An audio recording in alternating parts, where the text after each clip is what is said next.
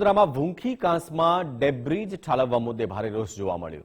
એમએસયુમાંથી પસાર થતી કાંસમાં કચરો ઠલવાતો હોવાનો આક્ષેપ છે।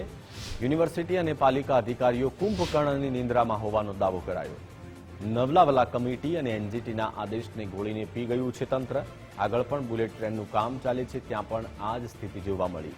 ભૂખી કાંસમાં આ રીતે ઠેર ઠેર ડેબ્રીજ નાખવાથી કાંસ પુરાઈ જશે। તાત્કાલિક આ ડેબ્રીજ ઠાલવવાનું બંધ કરાવવાની માંગ ઉઠી છે।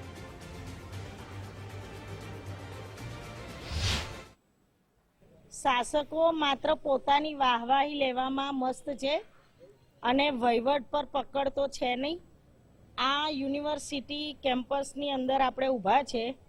છાણી સોખડા સિસવાથી પાણી આવે છે અને આ પાણી જ્યારે વોર્ડ નંબર 2માં થઈને વોર્ડ નંબર 1માં થઈને આ વોર્ડ નંબર 3માં એમએસ યુનિવર્સિટી ત્યાંથી વિશ્વામિત્રીમાં જાય છે। અહીંયા કઈ કેમ્પસમાં કામગીરી ચાલે છે। ટ્રેક્ટરો ભરી ભરીને ડેબ્રીજ ઠાલવવામાં આવ્યો છે।